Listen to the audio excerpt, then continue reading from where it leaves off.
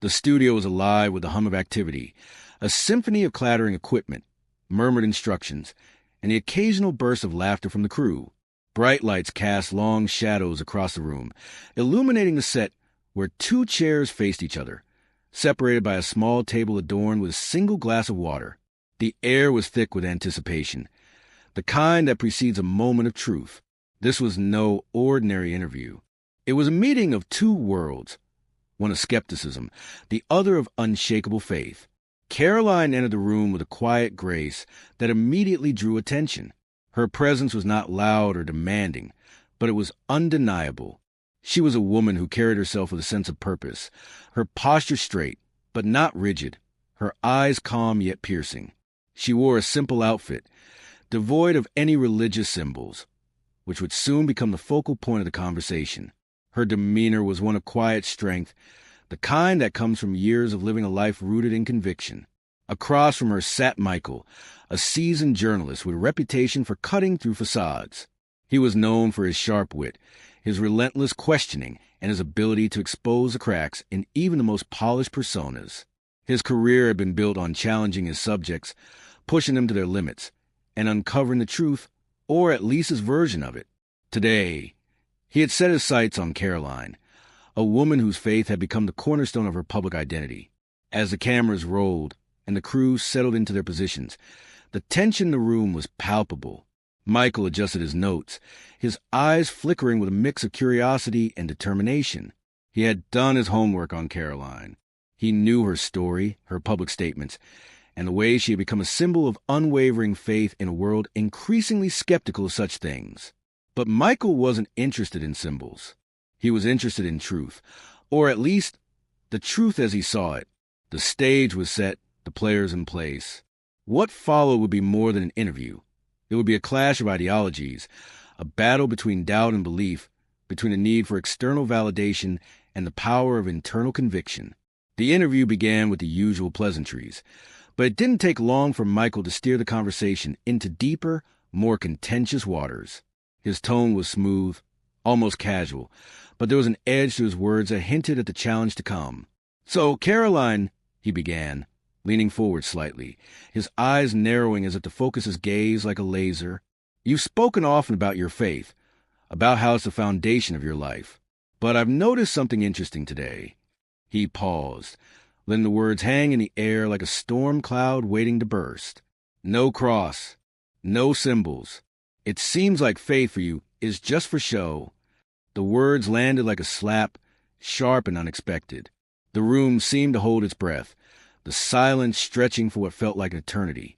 Michael's expression was one of calculated curiosity, but beneath it lay a hint of smugness, as if he had already won the first round. Karoline, however, didn't flinch. Her eyes remained steady, her hands resting calmly on her lap. She had been here before, not in this studio, not with this reporter, but in moments where her faith was questioned, where her beliefs were put on trial.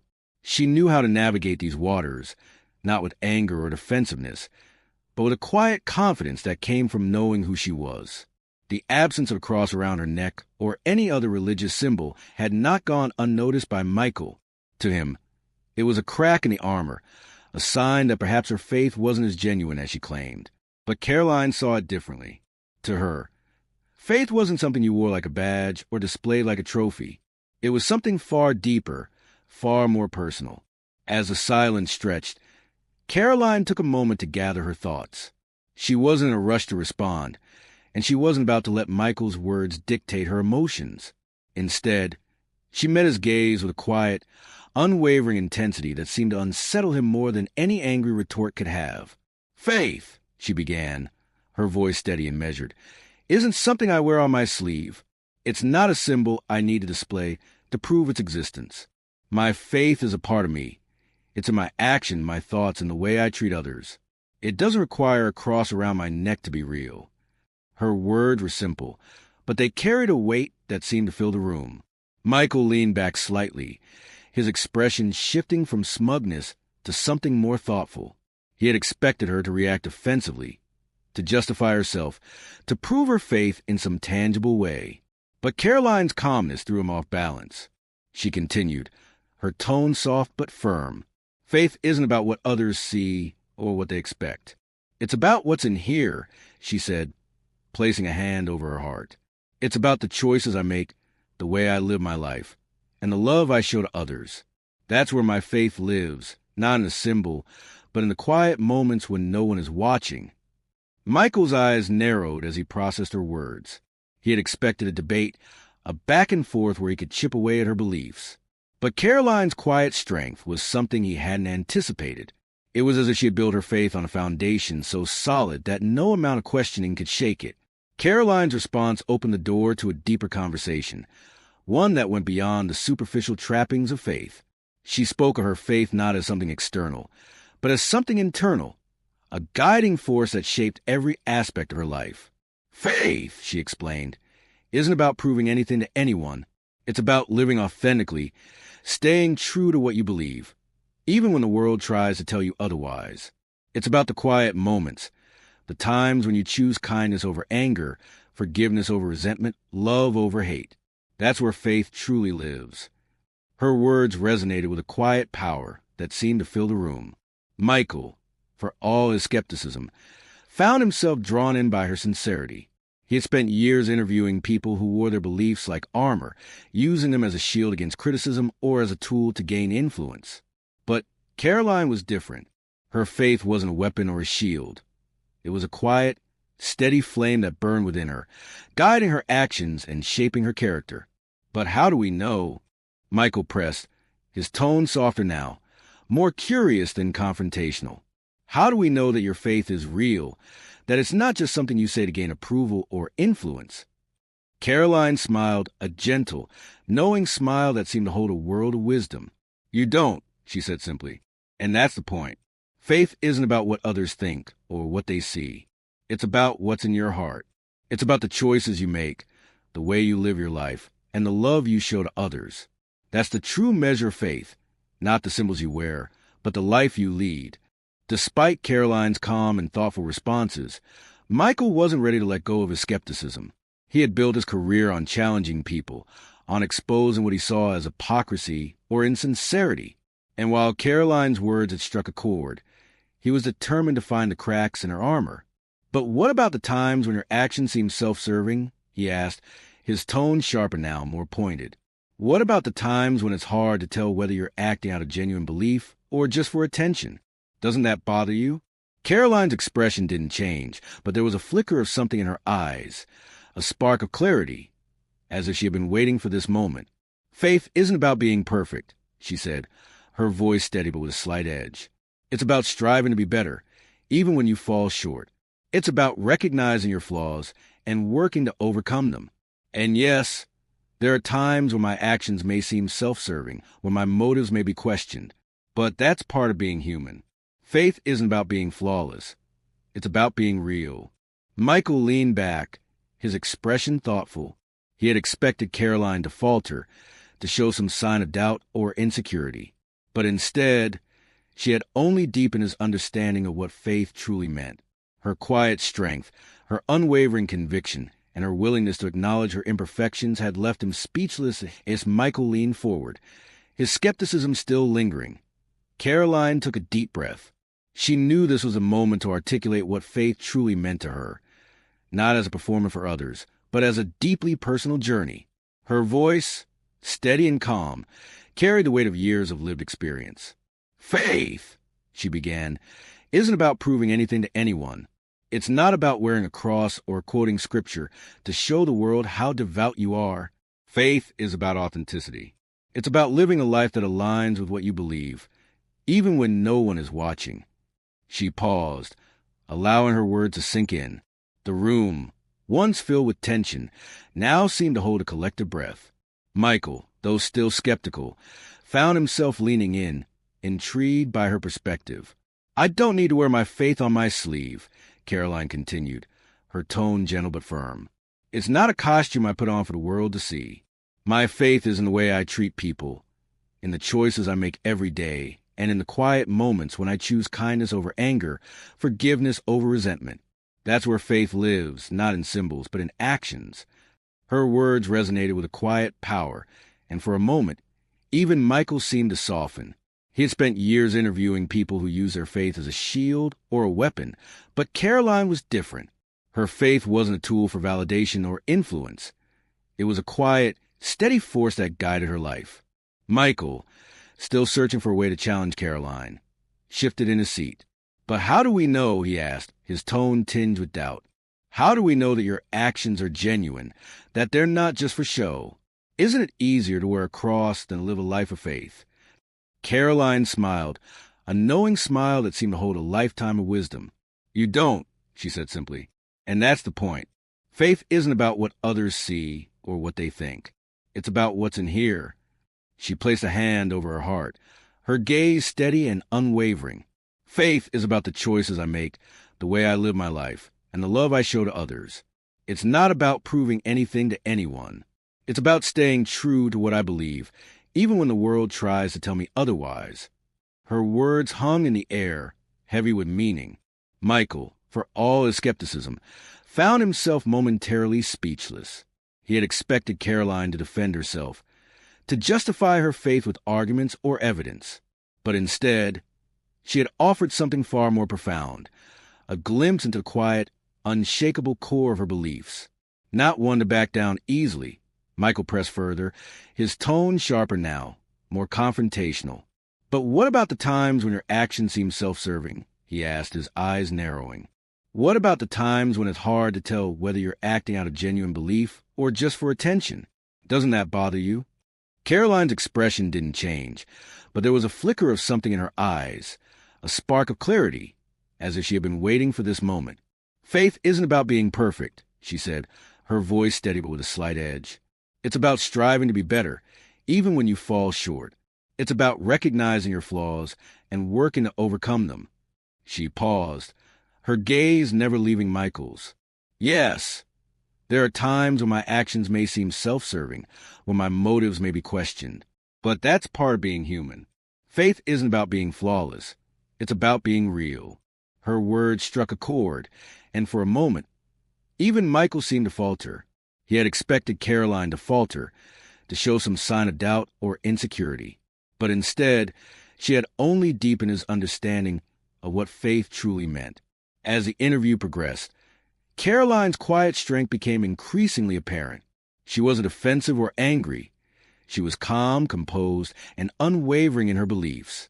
Her faith wasn't something she needed to prove or defend. It was simply a part of who she was.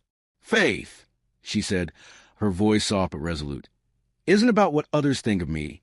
It's about the work I do, the good I can bring into the world. If you're looking for a show, you'll find none here. I don't answer the crowd, and I don't need validation from anyone." Her words were simple, but they carried a weight that seemed to fill the room. Michael, for all his skepticism, found himself drawn in by her sincerity. He had spent years interviewing people who wore their beliefs like armor, using them as a shield against criticism or as a tool to gain influence. But Karoline was different. Her faith wasn't a weapon or a shield. It was a quiet, steady flame that burned within her, guiding her actions and shaping her character. As the interview drew to a close, Karoline's quiet strength left a lasting impression on everyone in the room. She hadn't raised her voice or become defensive. She had simply spoken her truth with a calm, unwavering conviction that was impossible to ignore. "Faith," she said, her voice steady and resolute, "isn't about what others see or what they expect. It's about what's in here." She placed a hand over her heart, her gaze steady and unwavering. "It's about the choices I make, the way I live my life, and the love I show to others. That's where my faith lives, not in a symbol, but in the quiet moments when no one is watching." Her words hung in the air, heavy with meaning. Michael, for all his skepticism, found himself momentarily speechless. He had expected Karoline to defend herself, to justify her faith with arguments or evidence. But instead, she had offered something far more profound, a glimpse into the quiet, unshakable core of her beliefs. As the interview progressed, Michael's tone shifted from confrontational to contemplative. He had expected Karoline to crumble under his questioning, but instead, she had only grown stronger, her quiet conviction shining through. Sensing that his usual tactics weren't working, he decided to take a different approach. "But Karoline," he said, his voice softer now, almost hesitant, "what if the world judges you? What if they don't see the good you're trying to do? Doesn't that bother you?" Karoline leaned forward slightly, her eyes locking onto his. For the first time, there was a flicker of intensity in her gaze, a quiet fire that had been simmering beneath the surface. "If the world judges me," she said, her voice dropping to a whisper that seemed to cut through the tension like a blade, "then that's their choice. But I won't change who I am to fit their standards. That's the essence of faith, isn't it? Not changing who you are to fit in, but staying true to what you know is right." Her words hung in the air, heavy with meaning. Michael blinked, momentarily taken aback. He had expected her to falter, to show some sign of doubt or insecurity. But instead, she had turned the question back on him, forcing him to confront his own assumptions about faith and authenticity. For a moment, the room was silent, the weight of Karoline's words settling over everyone present. It was as if she had peeled back the layers of the conversation, revealing a truth that went beyond the superficial. Faith, she seemed to be saying, wasn't about pleasing others or meeting their expectations. It was about staying true to oneself, even in the face of judgment or misunderstanding. As the interview continued, Michael found himself increasingly unsettled. He had come into the conversation with a clear agenda to expose what he saw as the contradictions in Karoline's faith, but instead of finding cracks in her armor, he had uncovered something far more profound, a quiet strength that was impossible to challenge. For the first time in his career, Michael felt as though he was the one being interviewed. Karoline's calm, unwavering responses had forced him to confront his own biases, his own assumptions about what faith should look like. He had spent years priding himself on his ability to expose hypocrisy, but now he was faced with someone whose faith was beyond reproach. "I see," he muttered, leaning back in his chair, his usual bravado slipping away. "But you know, Karoline, the world isn't all about personal beliefs, is it? What if the world judges you? What if they don't see your good?" Karoline's response was immediate, her voice steady and resolute. "If the world judges me," she said, "then that's their choice. But I won't change who I am to fit their standards. That's the essence of faith, isn't it? Not changing who you are to fit in, but staying true to what you know is right." Her words hit Michael harder than he expected. For the first time in the interview, he felt a subtle shift, as if the ground beneath him had begun to tremble. He had come into the conversation with a clear agenda, but now he was questioning his own beliefs, his own approach to faith and authenticity. The dynamic of the interview had shifted dramatically. What had begun as a battle of wits had transformed into something far deeper, a conversation about the nature of faith, authenticity, and the power of quiet strength. Michael, once in control, now found himself adrift, struggling to regain his footing. Karoline, on the other hand, seemed more grounded than ever. Her quiet confidence had thrown Michael off balance, and now she was steering the conversation in a direction he hadn't anticipated. She wasn't arguing or defending herself. She was simply stating the truth as she saw it, without the need for validation or approval. "Faith isn't performance," she said, her voice calm but unwavering. "It's not a spectacle for others to applaud. It's not something I wear like a costume or a symbol to be recognized. Faith is something that lives in the heart, in the actions, and in how we treat each other. It's about the choices I make, not the outward signs I display." Her words hung in the air, heavy with meaning. Michael sat back, blinking as if processing the enormity of what had just been said. He had expected to draw out anger, shame, or defensiveness from Karoline, but instead, he had encountered someone whose peace was not for sale, whose strength didn't rely on how others viewed her. As the interview drew to a close, Karoline leaned forward slightly, her tone becoming even more resolute. It was as if she were speaking not only to Michael, but to anyone who had ever misunderstood the depth of her faith. "People spend so much time trying to measure the faith of others," she said, her voice steady but with a slight edge. "They think it's something to be judged, something to be weighed and evaluated based on how loudly you proclaim it or what you wear. But that's not what faith is about. Faith is about holding on to something in the quiet moments when no one is watching. It's about loving others, forgiving them, being kind when it's easier to be angry. That's what faith looks like." She paused, her gaze steady. "And yes, sometimes people judge. They look at me and they assume things about what I wear, how I speak, where I choose to show up. But you know what? I'm not here to convince them of anything. I'm here to live the truth of what I believe, whether they understand it or not. Her words were simple, but they carried a weight that seemed to fill the room. Michael, for all his skepticism, found himself momentarily speechless. He had expected a confrontation, a moment where Karoline would crack or stumble. But instead, she had offered him a mirror, forcing him to confront his own biases and assumptions. As the camera stopped rolling and the crew began to pack up, the room that had once buzzed with tension now felt quieter, almost reverent. Karoline stood up from her chair, her posture just as graceful and steady as when she had entered. She wasn't walking away from victory. She was walking away from the truth she had simply shared, unwavering and unchanged. Michael, still seated, watched her go, his usual bravado replaced by a subtle unease. He had expected to provoke anger or defensiveness, but instead, he had encountered a quiet strength that left him questioning his own approach. For the first time in his career, he felt as though he had met someone whose faith was beyond reproach, whose action spoke louder than any symbol or outward display. The producer, who had been watching from the sidelines, approached Karoline as she stepped off the set. "That was different," he said, his voice thoughtful. "You didn't just stand your ground. You changed the entire dynamic of the conversation."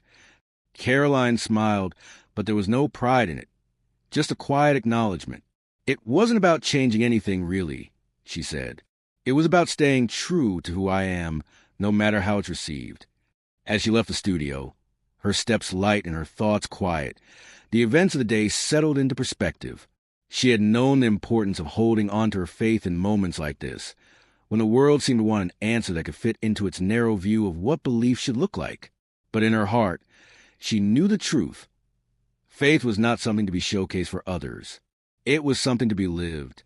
The lesson was clear, not just for Michael or the crew, but for anyone watching.